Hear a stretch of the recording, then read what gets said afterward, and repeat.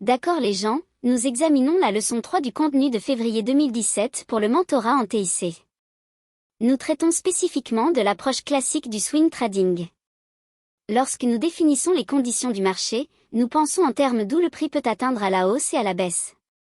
C'est la base pour déterminer la direction probable du marché. Les ensembles de prix qui ont été échangés ou exécutés le plus récemment indiquent que l'ensemble de prix opposé sera atteint si les ensembles de prix en baisse ont fourni un support, les probabilités augmentent que les ensembles de prix en hausse seront atteints au-dessus du prix du marché. Si les ensembles de prix en hausse ont fourni une résistance, les probabilités augmentent que les ensembles de prix en baisse seront recherchés en dessous du prix du marché.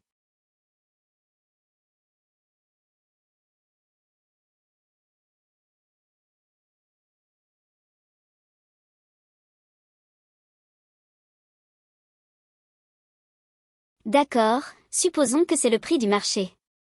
Cela peut être dans n'importe quelle classe d'actifs, cela n'a pas d'importance, mais nous allons parler spécifiquement, disons, du franc suisse, et nous examinons un graphique mensuel.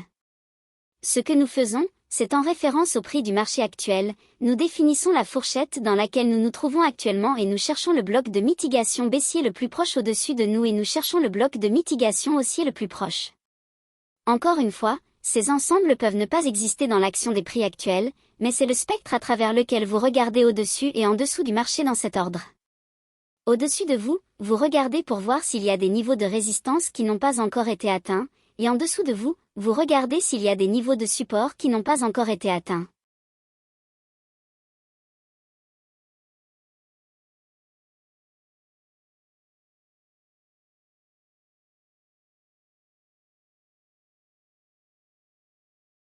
Au-dessus de vous, vous cherchez des vides de liquidité où les prix ont rapidement chuté ou ont été réévalués de manière agressive, laissant une grande plage de livraison uniquement à la baisse, et inversement, vous chercheriez des vides de liquidité en dessous de vous où les prix ont montré une forte volonté de rebondir rapidement, laissant une plage de livraison uniquement à l'achat. En d'autres termes, de grandes plages au-dessus du prix du marché, vous cherchez des lacunes de valeur, et en dessous de vous, vous cherchez des lacunes de valeur. Vous recherchez le bloc d'ordre baissier le plus proche au-dessus de vous et le bloc d'ordre haussier le plus proche en dessous de vous, et vous recherchez les bougies qui ont des mèches au plus haut à court terme.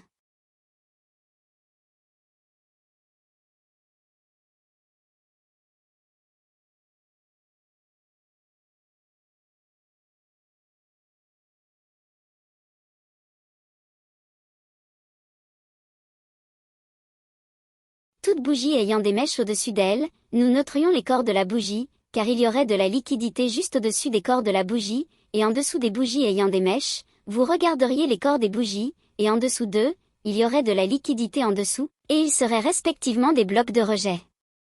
Vous regarderiez les anciens sommets ou les anciens creux qui se trouvent en dessous, et vous chercheriez les anciens creux ou les anciens sommets qui se trouvent au-dessus, encadrant les ensembles de prix au-dessus du prix du marché dans le spectre premium et les ensembles de prix en dessous du prix du marché dans le spectre de remise. Ce que vous faites, c'est que vous allez examiner le mensuel, le hebdomadaire, le quotidien et le 4 heures de la même manière que je le décris ici. Donc, lorsque nous faisons référence à la détermination des ensembles de prix premium et à la détermination des ensembles de prix de remise, c'est à cela que nous faisons référence. D'accord, c'est la matrice des ensembles de prix PD, et chaque ensemble au-dessus du prix du marché est le spectre premium, et chaque ensemble en dessous de l'action actuelle du marché est le spectre de remise. Ce que vous recherchez, c'est de quel côté du marché il a récemment montré un déplacement. A-t-il bougé loin des niveaux de prix de manière agressive? Y a-t-il eu de la vitesse impliquée? Y a-t-il eu de grandes plages indiquant qu'il y a eu une poussée massive de l'argent intelligent, car nous comprenons que cette entité a plus d'argent que nous collectivement et c'est leur entreprise. Donc, s'ils font bouger les prix sur ces graphiques à plus long terme, il y a une grande probabilité que cette direction soit très probablement tradable dans la même direction.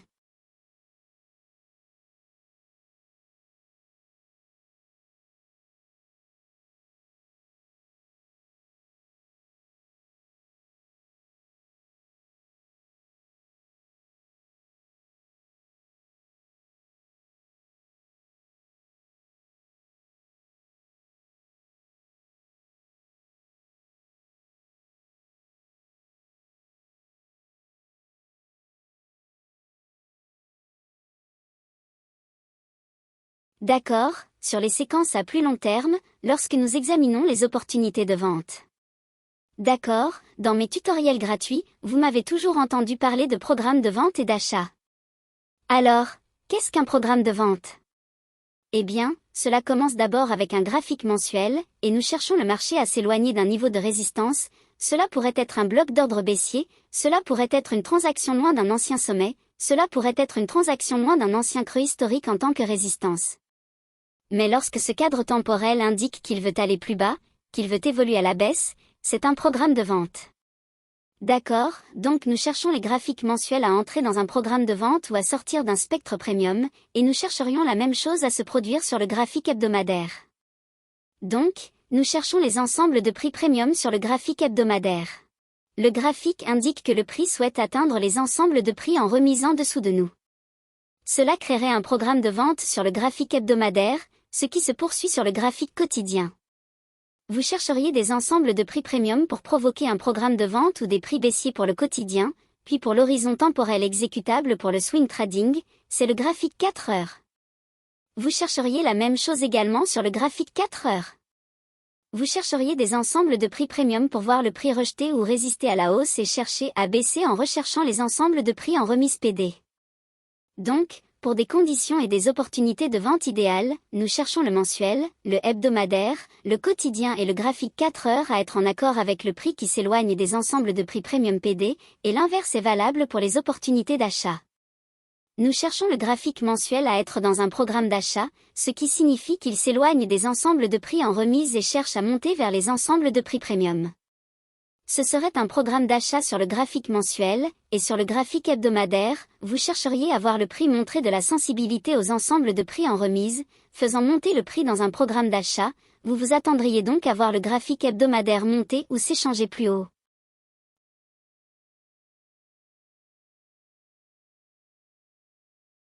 Le graphique quotidien, lorsqu'il trouve du support aux ensembles de prix en remise, nous nous attendrions à voir le prix monter sur le graphique quotidien.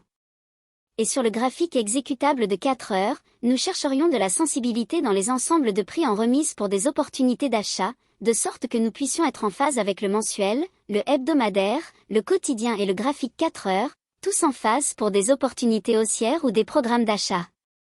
Lorsque nous faisons du swing trading, les configurations les plus faciles et les plus probables sont lorsque le mensuel, le hebdomadaire, le quotidien et le graphique 4 heures sont en accord. Donc, lorsque le mensuel est haussier, le hebdomadaire est haussier, le quotidien est haussier, et le graphique 4 heures descend dans une remise et trouve du support, par exemple, disons un bloc d'ordre haussier, c'est une condition à haute probabilité car vous avez le mensuel, le hebdomadaire et le quotidien qui sont en phase avec vous et c'est déjà un marché haussier, donc ces tendances haussières vont soutenir l'idée sur un graphique de 4 heures si vous recherchez des blocs d'ordre haussier ou des achats en dessous d'un ancien creux, comme le ferait un market maker, ou en descendant dans un vide de liquidité, par exemple, comme une entrée de trade optimale pour un trade de juste valeur, c'est la même chose, toutes ces idées seront soutenues par l'idée que le mensuel, le hebdomadaire et le quotidien sont déjà haussiers, et donc le graphique de 4 heures devrait être d'accord avec cela, et vos opportunités d'achat devraient être à haute probabilité. Et l'inverse est vrai pour les opportunités baissières lorsque le mensuel, le hebdomadaire et le quotidien sont en baisse et qu'ils sont dans des programmes de vente. Lorsque vous voyez le graphique de 4 heures monter dans des ensembles de prix premium PD, recherchez des blocs de vente. Les vides de liquidité baissiers, les écarts de valeur baissière, les points de rupture baissiers ou les transactions au-dessus d'un ancien sommet pour déclencher des ordres d'achat, ces conditions sont à haute probabilité car vous avez le mensuel, le hebdomadaire et le quotidien en phase à la recherche de prix plus bas, et ces périodes plus longues auront une influence significative sur votre graphique horaire 4 heures, de sorte que ces probabilités penchent fortement en votre faveur en tant que trader qui souhaite prendre des positions courtes dans ces conditions. D'accord, pour l'approche classique du swing trading, le concept général est ce que nous allons aborder ici.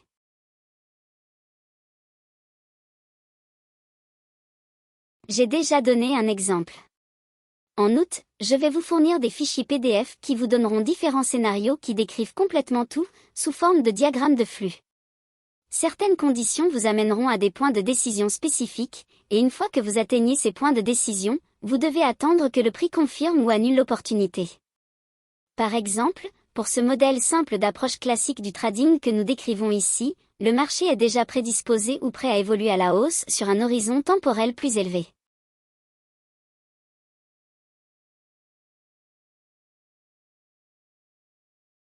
Cela pourrait être déterminé par votre analyse en examinant l'intérêt saisonnier des taux d'intérêt. Évidemment, cela serait toujours inclus dans votre engagement de trader ou dans les données du rapport des engagements des traders. En d'autres termes, les grands traders commerciaux sont-ils en position nette longue sur le franc suisse? Si c'est le cas, et que la tendance de leur programme de couverture indique qu'ils achètent à long terme et qu'à chaque fois qu'ils atteignent une position nette longue, ou s'ils réduisent de manière significative leur position courte dans le rapport des engagements des traders ou dans le graphique en ligne, lorsque cela se produit, cela soutiendrait des prix haussiers pour le franc suisse. Ou bien l'analyse intermarché soutient la hausse. Cela pourrait prendre la forme d'une divergence SMT ou de la structure du marché. Vous avez juste besoin de quelques éléments à l'échelle macro pour soutenir l'idée que sur un horizon temporel plus élevé, les prix devraient augmenter. Vous n'avez pas besoin que tout soit en accord, il vous suffit d'avoir quelques éléments en accord indiquant que c'est le cas, et au moins les taux d'intérêt, je pense que c'est celui avec la probabilité la plus élevée en votre faveur. Donc, si vous avez par exemple des taux d'intérêt, comme le différentiel de taux d'intérêt, par exemple, comme nous l'avons récemment indiqué dans notre mentorat, le dollar néo-zélandais et le dollar australien en raison de leur taux d'intérêt étant les plus élevés parmi toutes les autres devises et pays du monde qui sont négociés sur le Forex, le différentiel entre ces devises et les autres devises est le plus élevé.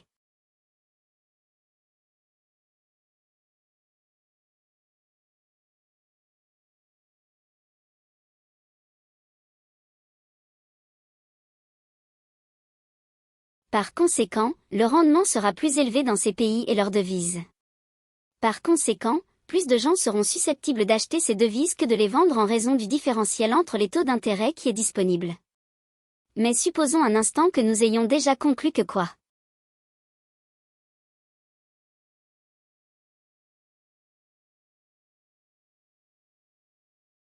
Combinaison de conditions que vous utilisez avec votre analyse fondamentale à plus long terme, j'utilise mes doigts pour faire des guillemets ici pour votre perspective fondamentale sur les prix à plus long terme, et cela est en accord avec une mesure d'analyse intermarché.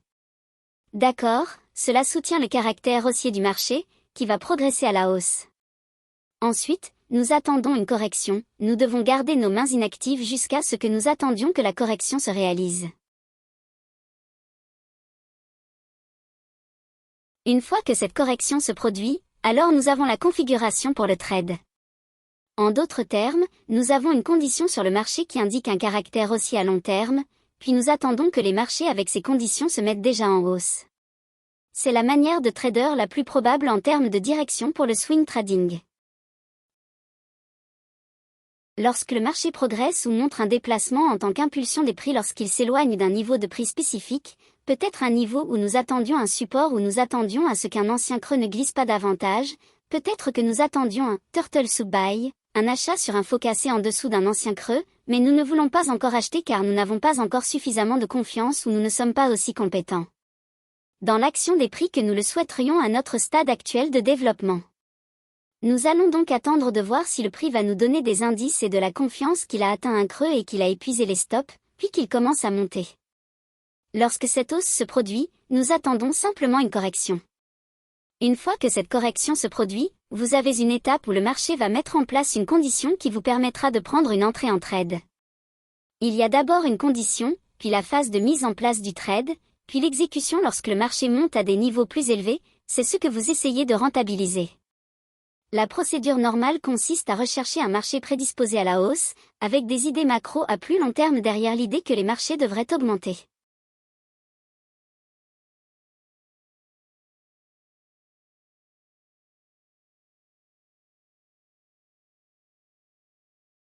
Le marché doit d'abord monter pour avoir un déplacement, le marché crée une impulsion dans les prix. Lorsque cette impulsion de prix se produit, nous attendons une correction. En d'autres termes, par exemple, nous examinons le marché et nous pensons que le franc suisse devrait monter à partir de ce point d'origine. Lorsque nous voyons le prix monter, nous savons qu'il y a un déplacement, une impulsion de prix. Pendant toute cette hausse, les traders moins informés ou réactifs vont se précipiter sur le marché. Nous ne faisons pas cela, nous attendons. Nous cherchons des conditions sur le marché pendant la hausse où il pourrait offrir de la résistance, sous forme d'ensemble de prix premium, c'est-à-dire un bloc de vente, un bloc de rupture, un bloc de mitigation, un vide, un écart de valeur, un ancien sommet, un ancien creux, quelque chose du genre. Nous attendons et nous anticipons que le marché commence à atteindre un sommet et finisse par nous donner une correction. Nous n'essayons pas de chronométrer la correction, mais pendant cette petite correction, si c'est un graphique mensuel ou un graphique hebdomadaire, cette zone de correction en rouge pourrait être une opportunité de contre-tendance.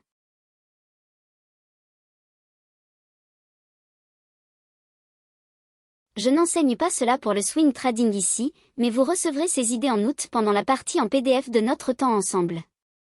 Ainsi, vous saurez quand effectuer des trades de contre-tendance, essentiellement pendant les périodes indiquées graphiquement en rouge. Vous prendriez alors des positions courtes. Cependant, notre objectif principal est de rechercher des entrées longues à haute probabilité. Donc, lorsque la correction survient, ce que nous cherchons, ce sont des niveaux de prix spécifiques auxquels nous attendons et anticipons une sensibilité pour des opportunités d'achat haussière pendant cette correction. Nous chassons ces opportunités, nous recherchons des éléments qui se mettent en place pour être en phase avec l'analyse à plus long terme que nous avons réalisée et qui nous fait penser que l'horizon temporel supérieur va progresser à la hausse ou sera haussier par rapport à notre situation actuelle. Et éventuellement, nous anticipons que cette portion, c'est-à-dire la portion d'expansion, c'est là que le prix atteint un certain niveau de résistance à plus long terme de quelque sorte.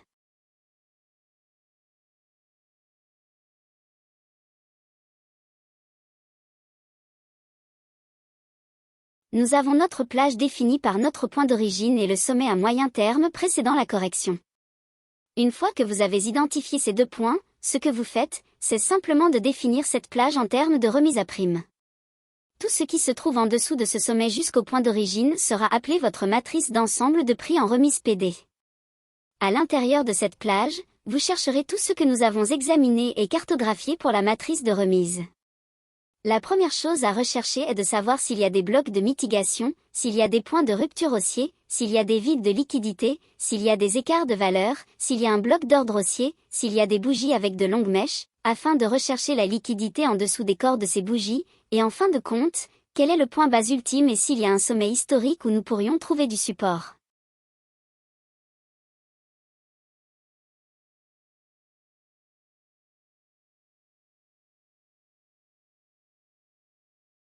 Toutes ces idées seront examinées à l'intérieur de l'impulsion swing, du point d'origine jusqu'à l'impulsion qui crée ce sommet à moyen terme juste avant qu'il ne se corrige.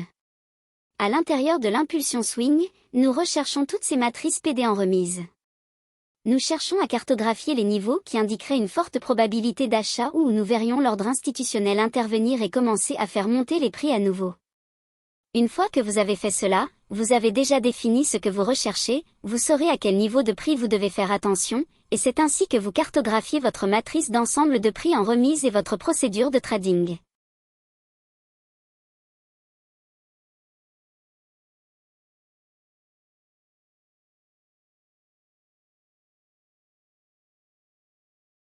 D'accord, ce que vous allez faire, c'est que mensuellement et hebdomadairement, vous cherchez le profil du marché sur 9 à 18 mois.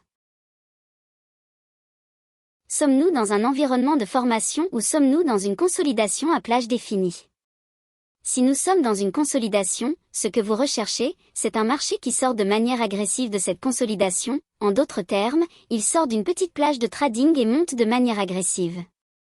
Sur un graphique mensuel ou hebdomadaire, cela montre qu'il y a un déplacement. Nous devons alors commencer à suivre ce marché car il est très probable qu'il veuille suivre une tendance, et nous devons être à l'affût de ces opportunités pour les exploiter. Pour déterminer les ensembles de prix mensuels PD, nous allons nous référer en premier lieu aux ensembles de prix en remise actifs, car nous examinons ici des marchés haussiers.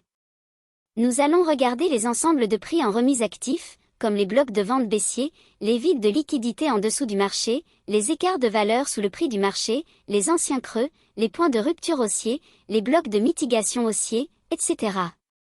Si le marché montre que les ensembles de prix mensuels en remise soutiennent le prix, vous devez maintenant déterminer où se trouvent les ensembles de prix premium sur le graphique mensuel.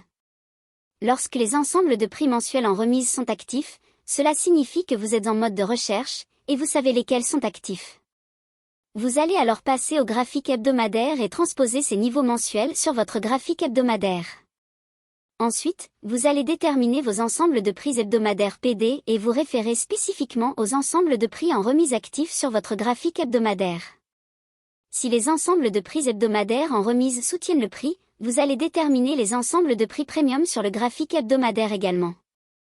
Une fois que les ensembles de prix hebdomadaires en remise sont actifs, ce qui signifie que vous avez déjà défini les blocs de vente hebdomadaires, les vides de liquidité, les écarts de valeur, les anciens creux, les points de rupture haussiers, les blocs de mitigation haussiers, etc., vous allez transposer ces niveaux sur votre graphique quotidien.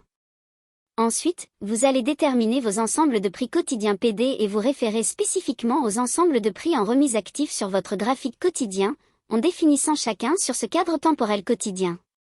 Une fois que vous comprenez où se trouvent les ensembles de prix quotidiens en remise, quels sont actifs et lesquels ne le sont pas, vous allez transposer ceux qui sont actifs sur un graphique de 4 heures. Ensuite, vous allez déterminer vos ensembles de prix en remise de 4 heures, en étiquetant ceux qui sont en remise. En d'autres termes, il peut ne pas s'agir de points de rupture, de vide ou d'écart, mais il peut y avoir des anciens creux ou des blocs de vente haussiers. Tout cela doit être défini, et vous allez vous référer aux ensembles de prix en remise actifs sur ce cadre temporel également.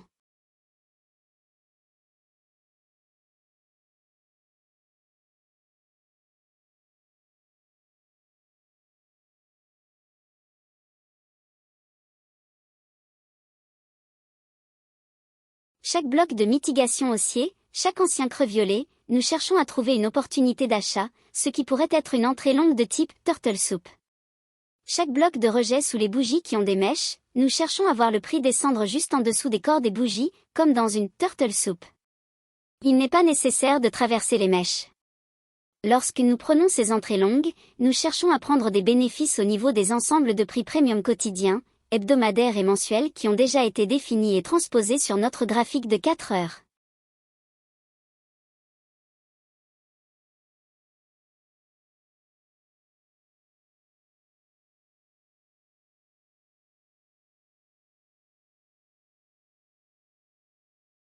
Le scénario idéal est que nous cherchons des configurations de trading qui offrent au moins 3 fois, de préférence plus, la plage entre votre entrée et l'ensemble de prix premium le plus proche sur toutes les plages de temps. Donc, si vous recherchez un trade que vous pensez avoir la plage pour aller plus haut sur le mensuel et qu'il est en mode achat, si vous prenez une entrée sur un graphique de 4 heures, vous visez vraiment ce niveau mensuel. Cependant, vous ne retenez pas tout jusqu'à ce niveau mensuel, vous prenez une partie au niveau des ensembles de prix premium sur le graphique de 4 heures, quotidien et hebdomadaire, et à mesure que vous vous rapprochez de l'intervalle premium mensuel et hebdomadaire, vous devriez avoir de très petites portions de votre position et avoir déjà pris des bénéfices en cours de route. Si la configuration d'achat sur le graphique de 4 heures avec l'ensemble de prix en remise échoue et que le trade se termine par une perte, ne vous inquiétez pas, ne paniquez pas. Tout ce que vous avez à faire, c'est simplement chercher un ensemble de prix en remise sur le graphique de 4 heures à un prix plus bas pour acheter. Si le graphique de 4 heures n'a plus d'ensemble de prix en remise auxquels acheter, vous vous reporterez aux ensembles de prix en remise quotidien, hebdomadaire et mensuel pour acheter à un prix plus bas, dans l'ensemble de prix en remise inférieur. Vous achèterez alors 50% de la taille de position de l'opération initiale ou de l'opération précédente qui a échoué.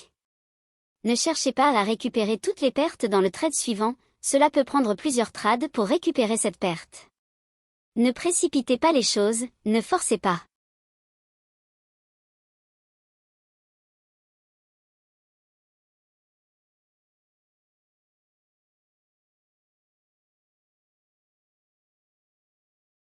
Confirmez toujours que les ensembles de prix premium sur le graphique de 4 heures inférieur cèdent ou échouent à mesure que le prix évolue en votre faveur vers les ensembles de prix en remise plus élevés sur des plages de temps supérieures.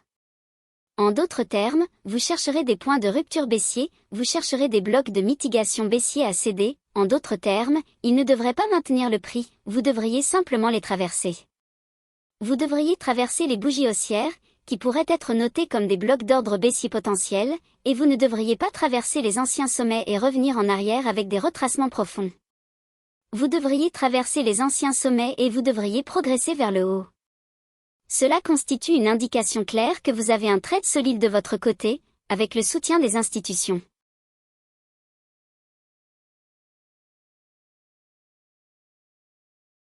D'accord, examinons la progression d'un swing trade. Supposons, par exemple, qu'il s'agit d'un graphique mensuel. Vous avez d'abord une impulsion, puis un retracement. Dans un environnement de marché haussier, vous vous attendriez à une autre impulsion suivie d'un retracement, puis une autre impulsion suivie d'un retracement, et ainsi de suite, en formant des plus hauts et des plus bas plus élevés. C'est une tendance classique et haussière que tout le monde qualifierait de haussière. Mais ce que nous cherchons à identifier, c'est un graphique hebdomadaire, bien que cela puisse également s'appliquer à un graphique mensuel, où à l'intérieur de la première impulsion sur le côté gauche, il y a deux étapes. Parfois, dans le graphique hebdomadaire, vous ne verrez pas cela, mais si vous décomposez le graphique hebdomadaire, vous verrez deux étapes dans le graphique quotidien. La première étape est l'expansion. Si nous regardons ce graphique comme étant un graphique hebdomadaire, nous verrons que la première impulsion du graphique hebdomadaire se décompose en deux étapes dans le graphique quotidien. La première étape est l'expansion, puis il y a une petite retracement, suivie d'une deuxième expansion. Vous ne verrez pas nécessairement cela sur le graphique hebdomadaire, mais vous le verrez sur le graphique quotidien. Et si vous regardez à l'intérieur de cette deuxième expansion, vous verrez à nouveau des impulsions plus petites avec des retracements et des expansions. Cela se répète à chaque échelon de temps, du mensuel au hebdomadaire, au quotidien et au graphique de 4 heures. Vous verrez des impulsions, des retracements et des expansions à chaque niveau. La première impulsion, si c'est un graphique hebdomadaire, peut être vue comme l'impulsion du graphique mensuel. Puis, à l'intérieur de cette première impulsion hebdomadaire, il y a deux étapes dans le graphique quotidien. À l'intérieur de la première impulsion quotidienne, il y aura une autre impulsion plus petite, puis un retracement et une expansion. Cette progression se poursuit à chaque échelon de temps. Ainsi, si vous achetez à n'importe lequel de ces niveaux et que le trade échoue, vous pouvez simplement descendre à l'échelon de temps inférieur et chercher des opportunités d'achat pour être en phase avec la tendance macro plus large mensuelle et ou hebdomadaire. Nous examinons donc le prix de manière fractale, tout en définissant des ensembles de prix PD, c'est-à-dire premium et discount, lorsque le prix revient en arrière. L'algorithme cherche à trouver cette liquidité en dessous du prix du marché pour permettre aux traders au niveau de la banque de remplir ces niveaux avec leurs ordres.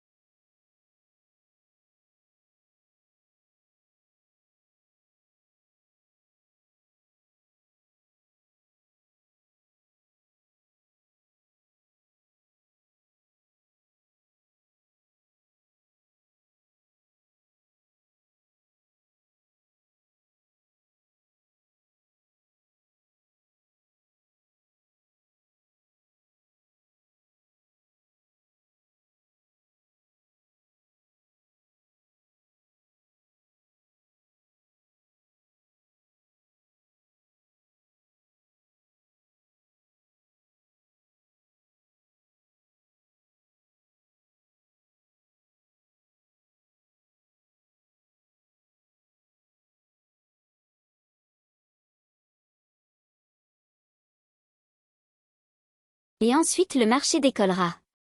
D'accord, pour les marchés baissiers, le concept général est que nous avons un marché qui est prédisposé ou enclin à évoluer à la baisse sur un échelon de temps plus élevé, et j'utilise à nouveau les mêmes termes de définition que nous avons utilisés pour les conditions haussières du marché.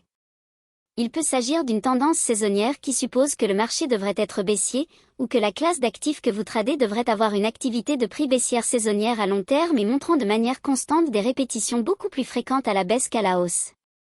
Cette tendance saisonnière devrait avoir une influence sur le prix, pas à elle seule, ce n'est pas de la fantaisie, mais nous l'utilisons comme une idée de soutien ou comme je l'ai dit, comme une carte routière. De toute évidence, les taux d'intérêt seraient un facteur décisif majeur à ce niveau macro, et peut-être que les administrateurs de la gestion des positions commerciales sont fortement à découvert. Par conséquent, nous cherchons une poursuite où ils se sont couverts au cours des 6 ou 9 derniers mois environ sur le graphique hebdomadaire. Vous pouvez voir comment ils ont travaillé les prix à la baisse à chaque fois qu'ils sont devenus fortement vendeurs nets, ils ont fortement abaissé les prix dans une tendance baissière. Peut-être que maintenant le marché que vous tradez les a comme traders commerciaux ayant une position fortement vendeuse nette. Si c'est le cas, vous avez alors des tendances saisonnières de votre côté, puis vous avez les taux d'intérêt de votre côté, ce qui devrait tirer le prix vers le bas, et le rapport des traders commerciaux indique une position fortement vendeuse nette par les traders commerciaux. Les traders commerciaux sont de grands couvreurs et nous en parlerons lorsque nous aborderons les matières premières.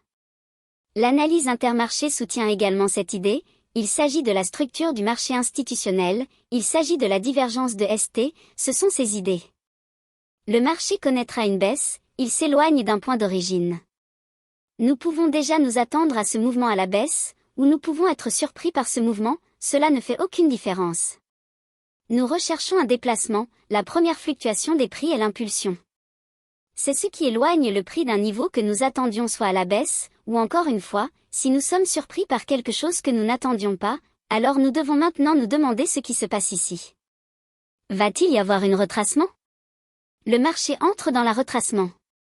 Si nous examinons l'échelon de temps supérieur ou si quelque chose change que nous n'avions pas remarqué auparavant, ou si c'est une paire que nous venons de découvrir.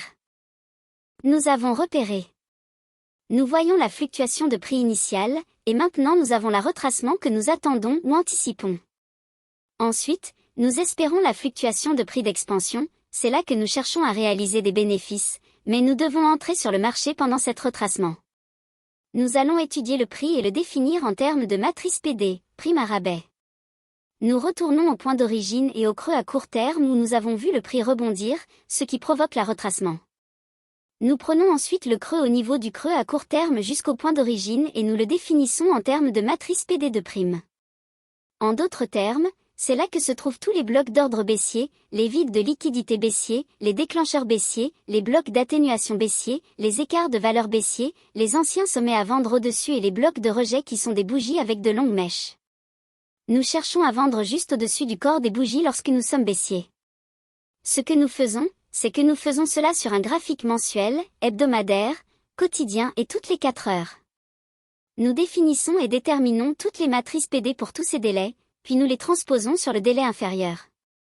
La procédure de swing trading, une fois de plus, vous allez déterminer le profil du marché sur 9 à 18 mois. De préférence, vous voulez voir le prix sortir de la consolidation et ne pas être dans une fourchette. Vous voulez voir qu'il a envie de suivre une tendance. Plus le marché est susceptible de suivre une tendance à la baisse, plus les probabilités sont élevées que vous obtiendrez un bon swing trade à la baisse.